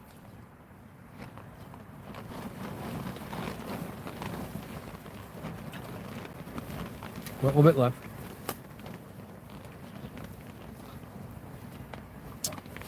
Mouthful of the hot chocolate from the bottom. It's a mixture of coffee and hot chocolate. There's no such thing as a hot chocolate that totally dissolves. There's always sludge in the bottom of your cup afterwards. Why is that? Coffee dissolves entirely in the liquid. You don't have sludge in the bottom of your coffee. But bottom of hot chocolate, there's just always a sludge. We must ask Neil deGrasse Tyson or Professor Brian Cox or somebody why that is. Somebody needs to answer these important questions in life. Forget about whether there's life on planets going around Proxima b, whatever it is. Forget about those questions. Anyway, I think I started to say I was watching prepper stuff, yeah? Rather than Friday Night Tight. So Friday night I watched a prepper round table with the channel, I think I've got this right, it's UK Urban Prepper, a bloke called Mike. Oh, I said I'd put a link in the description and I haven't. In the description, I think there is a link to the videos that came out during the week in question, the week ending April the 20th. But in this particular week, rather than watching Friday Night Tights, I watched a bunch of preppers discussing this, that and the other. Because I do see myself as prepper adjacent. Despite my taking the piss out of them a little bit this week after the power cut here. I told all the preppers that they're all playing at it with their little acronyms, SHTF and Tia Twake and the other one, the world without rule of law, however that comes out. But I see myself as prepper adjacent anyway. I didn't have time to prep before becoming homeless. I had to think through of the things that I had at my disposal. What could I bring with me? What could I carry? So when I set off down the steps from the ex-friend's house, I only had a limited supply and I could only carry them a limited distance. And I was totally unprepared because I didn't have much in the way of usable things. I had a basic fire kit. So I had a few rags, I had a candle or two, I had a couple of lighters, and I had some of those fire starters that you use on your barbecue. So I had a little fire kit, but in my first 2 months I was living in the park and couldn't start fires, and didn't have anything to do with fires anyway. Had a fire kit, had a basic first aid kit, I had a good selection of the right clothing, I had 2 picnic blankets, bearing in mind that I was made homeless in the middle of August the 14th. So 2 picnic blankets, you know, with the rubber on the bottom and the blanket material on top. So plastic side down on the ground for the bottom one, and the top one that came over was blanket side down, plastic side over the top. I had a cushion for the dog and some dog food, and not much else really. I certainly didn't have a penny to my name, and I didn't have any food with me. I had 2 litres of water. That was all. That was awkward. But I adapted and I overcame. Okay folks, so that was my Friday night, watching the UK Urban Prepper and some of his friends, a discussion amongst 3 or 4 other guys. Like I said, I see myself as prepper-esque. Certainly in future, you know, I will be watching more. I will be learning more bushcraft kind of skills. I had a penknife, but it was really basic as well initially. But I will have things like these cooler boxes, but I'll have a better one. Some of the ones now, EcoFlow do I think it's called Is it called EcoFlow Flow? Is that right? That doesn't sound right. They've got it's like a fridge freezer. You can separate it into 2 halves. So like what I've got here, but bigger. But it will actually go down to deep freeze temperatures and to proper fridge temperatures, down to 3 degrees and 0 degrees and what have you. Stuff like that, and a bigger and better EcoFlow. I mean, I love my EcoFlow River 2. I love it. My only regret is that I wasn't in a better financial position to get something bigger and better. EcoFlow Delta had been my dream, and at the time I don't think there was much more on offer. They brought out all these others now, EcoFlow Delta 3 and Delta Ultra and Delta, and then there's the EcoFlow Max, I think, the one that runs your whole house. There's a whole lot more things now than there was then.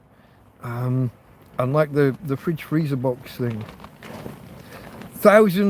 $1,000 or euros or pounds, whatever, for something the size of my cooler box, but that is a proper fridge freezer type thing. Anyway, going back to the point, prepper-esque and prepper related, prepper adjacent. Saturday morning, folks, Saturday morning. Tina is desperate to go out at 7 a.m. so she drags me out, and we come back inside from the dog walk, and I'm still tired. I just go back to sleep. I lay down to put a video on, thinking I'm going to be awake now. No, sleep till 9. So I wake up and put the solar out, and it's a lovely sunny day.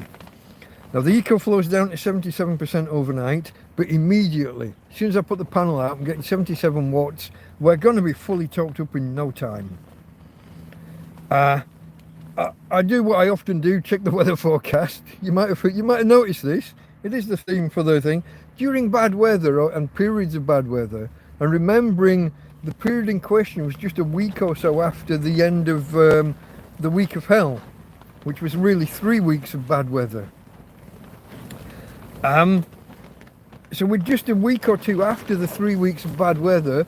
I've been drying bedding because it had rained the weekend before and some of the days in between. So I'm watching the weather forecasts, and you look at that day's forecast, and then you look at the week ahead, and it's all roses, it's all good. And then out of nowhere, oh, tomorrow's thunder and lightning, storms. Yeah, nice. So on Saturday they're saying that Sunday is going to be thunder and lightning. My friend Colleen calls around. This is where she brings me the newspaper and the books. And she also brings a chicken carcass. I forgot to mention that. She brought a chicken carcass for Tina. And she said when she gives one of those to her dogs, which are smaller, it takes them about 10 minutes to eat it. Tina almost swallowed the damn thing whole. She's got the whole thing in her mouth, and she's crunching the carcass. This is raw, before anybody worries about cooked chicken bones. This is not that. This is raw. Some of the supermarkets around here sell them. What's the name of that one? Is it Deal Pre? Sells the carcasses with a little bit of meat still on the carcass, so you can use them to make stocks or soups, or to feed your animals. But yeah, Tina, she crunches this thing up within 30 seconds, and within 60 seconds it's all but gone. That's my girl. She doesn't mess about.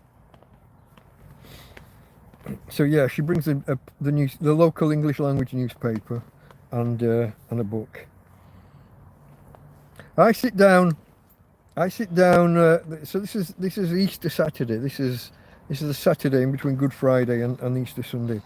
I'm sat there eating some pate sandwiches with I think the last of my bread, and I have a ring round. Not actually phone calls, but WhatsApp or Messenger, however I've got people on, and I contact a few people. Some of the ones that I'm in frequent contact with, but also some of the ones that I'm on the verge of losing touch with. Just hello, remember me? There you are. How you doing? How's Easter going? You got plans for the big day? Just have a friendly ring around with some people. Now, some of you guys I used to have on WhatsApp, and when I changed phones, mysteriously half my contacts disappeared.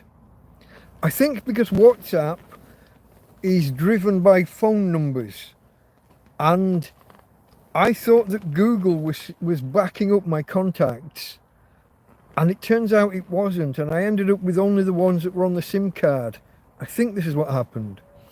So when I transferred the SIM card over from one phone to another, I lost the phone number contacts, and that causes WhatsApp to lose, because you've no longer got the contacts on your SIM, on your actual phone numbers. WhatsApp loses track of your contacts, and you're not in touch anymore. So anybody out there that hasn't heard from me in a while, my phone number's the same as it was. If I'm still in your contacts, ping me somehow or email me, and we'll re-establish contact, whether Messenger, WhatsApp, or just direct phone calls and SMSs. So anybody out there that's lost touch, anybody who wants to get in touch, email Delta Mike Torrevieja at gmail.com. And we'll establish Messenger, WhatsApp, whatever, or just email if that's your preferred. Nowadays I communicate with some people through PayPal. When they send me a message, I send them the thank you back directly through PayPal. It has a built-in messenger function if you haven't disabled it in your privacy settings your end. Okay, where was I? Chicken carcass, I think. Oh, and books and pate sandwiches and ring round. Okay, I found myself. So yeah, I'm having the last of my bread at that point. This is 2 or 3 weeks ago now. Oh, and I'm considering. I've got flour, I've got water, I've even got yeast, and I've got baking soda. Do you know in Spanish supermarkets you can't always tell the difference between yeast and baking powder? Because they use the word levadura for both, which just means rising agent. Like levante means the yeast, which is where the sun rises. The levante is to rise in Spanish. Levantarse is to pick yourself up, to pick yourself up off the floor or out of bed, to get up. Anyway, yeah, they use the same word. So sometimes you're trying to buy yeast and you end up with baking powder. So I've ended up with both, which is all right. But I think about baking some bread the next day, and I'm wondering to myself whether the slow cooker is hot enough to bake bread. So I hesitate, and in the end I don't do it. But really, I should have done a Google search and seen, shouldn't I? But I think about baking the next anyway. Later that day, Tom calls around. My friend Tom, he brings us a can each, and we sit and sit outside, have a chat, and drink a beer, sat in the sun. There's a sun that wasn't in the weather forecast. Remember the weather forecasts? The weather forecasts up and down. The thunder. Yeah.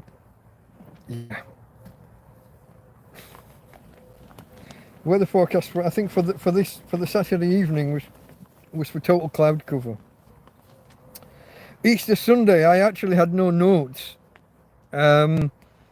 Which I think means it was probably just a straightforward, average kind of standard day. If something had happened, if someone had been round or done something, I think I would have made a note. Possibly. But no notes, so probably a typical day, solar, dog walk, coffee, watch some videos, and then it's a Sunday, so prepare for TrampCast 63. And later on do TrampCast 63. And after that, I did... preparing for TrampCast Hangout 006 and doing the TrampCast Hangout, having a lot of fun with you guys. So guys, that was the week ending Sunday, April the 20th, or Easter Sunday 2025. We're broadcasting this Sunday, May the 4th. May the 4th be with you if you are a Star Wars fan. I almost said Star Trek there for some reason. That would have been a major faux pas, especially as I'm a geek. Have gone off Star Wars majorly. Have gone off Star Trek majorly. Ever since Discovery, it's been tosh. Discuss. No, save it for the Hangout later. Save it for the Hangout. Let me go to live chat. I got to go back. Okay, there's Andy saying that he was looking at EcoFlows. Yeah, it would be nice if they'd give me the commission, but I don't have that kind of relation. Some people, if you get sent a review copy, you see these people online who just get sent for free. They just get given an EcoFlow or a Jackery or a Bluetti, whatever. They get sent them. So they can make a video and tell everyone how wonderful it is. Most people are honest with their review, so they'll point out the faults. So yeah, you see a lot of people reviewing these things online, but if you get one of those review ones, you'll often get a discount code and an affiliate link, a commission link. But I don't I don't meet that. I've tried hinting to them. I'll tell people how wonderful these things are, and I'll put either hashtag EcoFlow or at EcoFlow Tech, TECH, which is their main. I think EcoFlow Tech is their. I think it's both their YouTube and their Twitter handle, their Twitter account. Tim Chimney says, you're a wonderful curiosity for the happy passers-by. I don't know about that, mate. I'm certainly a curiosity for anyone who wants to gawp at me and what have you, but yeah. Sit in a frame with your hat by your toes, rake it in. I thought about putting a table and take an empty coffee jar or something and put a slit in the lid, ask for donations. I haven't begged outright. I haven't, apart from, excuse me folks, bad back. Apart from e-begging with you lot, I haven't, only once, I've told the story, haven't I? I did try begging once. I was kind of pushed into it by someone who'd given me a few things and who said, hey, let's go begging. And then he wanted to take my money, or some chunk of it. We ended up having an argument, and he wouldn't explain what the argument was about. I was literally ready to hit him, and I didn't know what we were arguing about. It was bizarre. But you hang out with homeless guys, some of them are a little bit off centre. Okay. Alibaba's is always open, no Sunday day of rest. They close on Sundays for 3 or 4 months of the year up at the Chino Bazaar.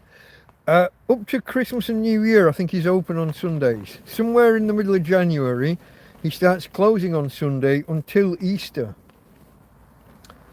And then, yeah, whereas most of the shops are closed on what they call red days here, because it's red on the calendar.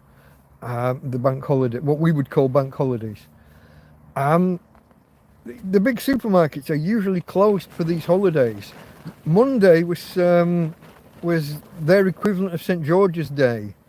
During some battle between the Moors and the Christians, St. George was said to have appeared and spurred the Christians onto victory, and they took whatever the town was that they were fighting over, town or city.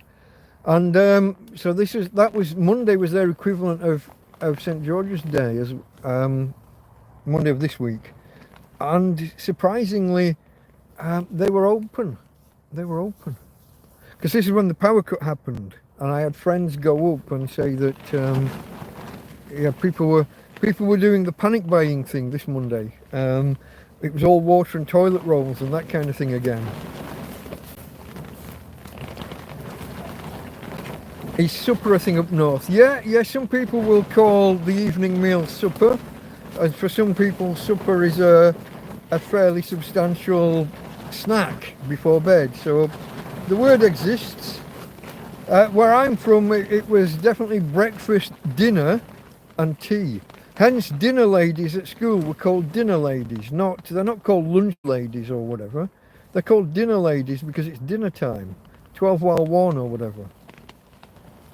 When I was a kid, only posh people talked about breakfast, lunch and dinner. Having dinner time with the evening meal. That was, where I was from in Barnsley, you were taught about, there was us, and we talked with these and thous and thous and whatever. Get a bucket of coil and put your coit on before they goes out in cold. And that kind of, we didn't actually in our family, but other people did. You would tell people to shut their mouth, or shut their gob. They and thy and tha crept in. My dad didn't like me talking like that. My dad was a Geordie, so he wasn't that up on all the Yorkshire speak. He thought it was a bit common. You keep perishables in a hole. 1 foot under earth equals 6 to 10 degrees colder. Yeah, as long as that 1 foot under the earth, as long as that earth hasn't got the sun directly on it, I don't think you get the same. Normally you would put stuff a couple of feet down and have a shed over the top or whatever, for your root cellar or whatever you're going to call it. It is indeed a magnificent cliff top. The padded metallic bag, yeah. His Moonhawk saying he used to give, I'm presuming I can't quite remember, I might be making that up, I'm assuming your gender. I used to give my dog a tin of oily fish once a week, sardines or pilchards, really good for them and they love it. Ismo! 1840. Okay, I'm only 4 or 5 minutes late answering Ismo. Hello, Ismo. Hello, my friend. But yeah, Moonhawk. Yeah, fish. Tina likes a little bit of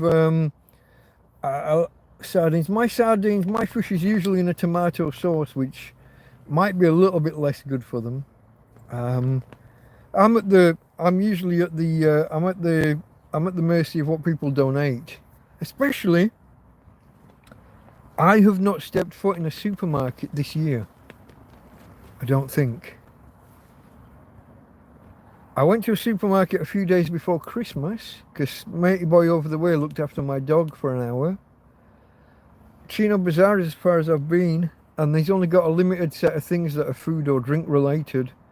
The only other thing I've bought there, I think, was I've told about how I bought a packet of these crisps. I can't remember whether they were Doritos or the other ones. You know, the triangular Mexican Tex-Mex flavoured things. And he was selling them for 90... Sorry, in the supermarket they're 90 something cents, 90 cents or 89, something like that.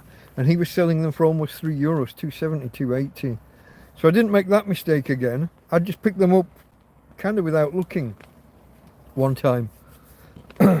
The only things I bought there, he sells beer, expensive for what it is. It's a cheap, no brand thing, but he sells them for a £5 rather than $3.60 in the supermarket for a 12-pack. But the extra euro is worth me not having to walk. I can't walk. I can't get there. I can't get to a supermarket. So an occasional pack of beer. If you want to buy them cold, they're almost 50% more expensive. My mate Ismo went and got a couple yesterday. Yeah, skin is very red. Yeah, Ismo came and sat here. Yeah, I met my mate Ismo. He's over for a couple of weeks. He's been here almost a week before he came to visit me. He arrived during the power cut. It's only half a week, really. I'm kidding. He arrived during the power cut. His plane landed and there was no power at Alicante Airport. Fortunately, they had enough power for runways and things. Skin is very red. It would be, my friend. It would be. You sat facing the sun, didn't you? I'll just any more questions or comments, folks? We're coming up shortly on 2 hours. As I said, I am going to do a TrampCast Hangout tonight. I would guess 11 o'clock-ish. Might be half an hour earlier, might be half an hour later. We'll discuss EcoFlows and equivalents. We'll discuss other prepper things, what you should have to be ready for power cuts, how you should prepare. The best thing you can do is think about what you might need over 24 or 48 hours. You can go for 72 or whatever else later, but think about 24 hours. Get those things in and ready. And then do yourselves a favour. Flick the main breaker. Trip the power to your entire house, apartment, whatever you're in. Throw it off and tell yourself you're going to leave it off for at least 12 hours, preferably 24, but at least 12. And don't cheat. Don't cheat.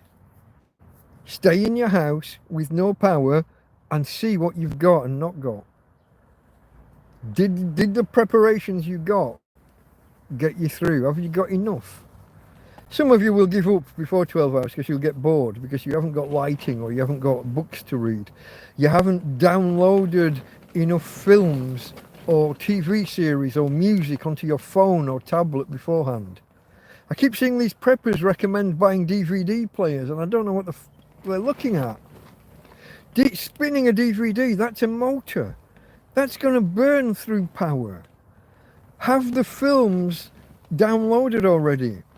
You can connect a portable hard drive, an external hard drive, onto your phone, connect it through an on-the-go cable or an on-the-go adapter, connect an external drive, and just transfer over a couple of films or a TV series, and then safely disconnect. You have to unmount the hard drive and disconnect, so the drive's only connected for 5 or 10 minutes, using no power hardly, and then you've got your films or your TV series on your phone or on your tablet. DVDs, what are they talking about? Some people just aren't technical enough. They're thinking in terms of 20 or 30-year-old technology. You want to listen to music, you're gonna connect a CD player to your phone. Download that shit. If you've got a subscription to what's the music one called that Joe Rogan went to with his podcasts? If you're a paid subscriber, you can download the podcasts and the music, so that you're not just. So if you're offline, if the phones are down when the power's off, you've got entertainment during a power cut. You've got nothing else to do. What are you going to do? You're going to sit there waiting for the power to come back on. Entertainment is key, and having it available, and having backup power banks, and whether that's a big one like my EcoFlow, or whether it's just a battery bank, 20,000, what do they call them? 20,000 milliamp. I hate thousands of milli or thousands of kilo. It makes no sense to me. But they measure these things in milliampere hours, so it's thousands of milliampere hours. It's 20 amp hours. What are you talking about? Anyway, enough of me and my tangents. Power backups. Some kind of battery operated lights or solar powered lights or USB rechargeable lights. And just try it. We'll discuss this properly later in TrampCast Hangout. I won't go off too much on one now, although I know I already did. But hold on, there are comments appearing further back that I didn't see before.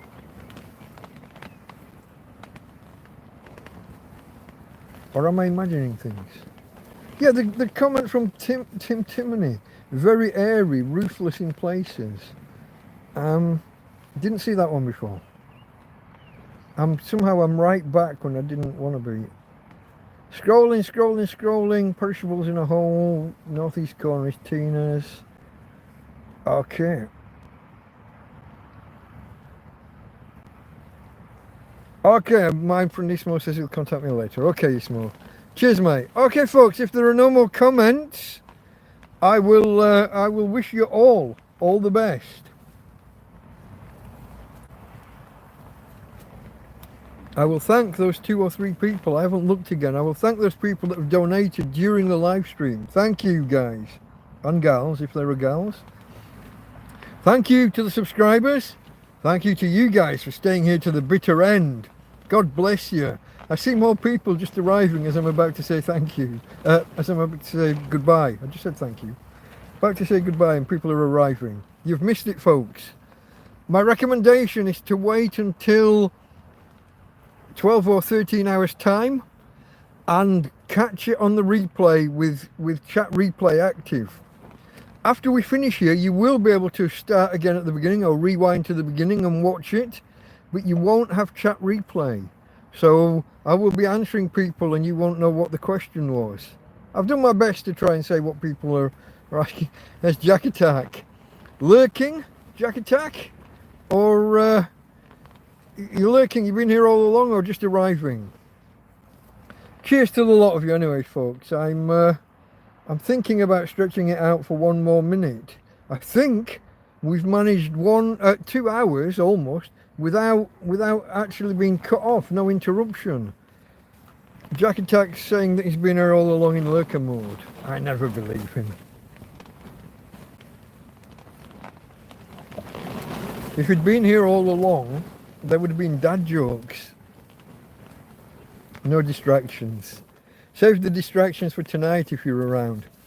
I would have done a live last night after Big Clive finished, but I was falling asleep. For anyone who doesn't know, on a Saturday I watch Big Clive, and then I watch Scruff Dog. For some reason I didn't mention them in the week we've just talked about. I will definitely have watched them on the Saturday between Good Friday and Easter Sunday. Just in complete notes, probably, folks. I will have watched them. But I watched BigClive.com on Twitch, and then I switched to Scruff Dog on YouTube, although now he's on Twitch as well. But this week, the real week, the live week that we're in, not the one that we're talking about, this week, Scruff Dog's away camping and couldn't get a decent connection. So there was Big Clive, and then there was no Scruff Dog. I wanted to do a live stream, but I was literally yawning and falling asleep, so couldn't do it. What time later? It will be, roughly speaking, 11 o'clock my time. Central European summertime, isn't it? 11 o'clock plus or minus half an hour. Sometimes they start at 10:30, sometimes 11. I think some have started at 11:30. Depends how I feel and how awake I am, whether I get a nap in between, whether I get some food, how much coffee or alcohol I drink in between. I don't know. Yeah, okay, turned over a new leaf today. The Nissan dealership wasn't happy. There's his dad jokes. Okay, folks, we did make it past the 2-hour mark. I will now dismiss you all and let you go. If you haven't already, thumbs up. If you haven't subscribed, please consider it. If you're new here and you don't know what the hell's going on, who's this, what's a TrampCast, what's it all about, in the description, there's a breakdown of what TrampCast is. I am a homeless guy living in a field in a town called Torrevieja on the southeast coast of Spain. Also in the description, if you keep scrolling, Tina girl, steady. Also in the description, if you keep scrolling, you will see links to my first ever video and to my first ever live stream, my first ever TrampCast 001, which is special to me because I'd been promising for months to tell people the whole backstory, the whole who am I, what's my education, what's my work history, business history, why did I move to Spain, how did I end up homeless? All of those questions are answered in TrampCast 001. So if you are new here, that is the place to go, that is the place to look. In the description, go and find TrampCast 001. Okay, folks, with that said, we will leave things there in the traditional manner, if she will oblige. Hey, Tina. So, Tina girl. Tina, for the peoples, have a look. From Tina. Resume, you bugger. Did you see that? I don't know how or why, but it took me out of the live stream. Let's do that again. Hey, Tina. So, Tina girl, from Tina, and from me, Delta Mike, out. Awkward moment.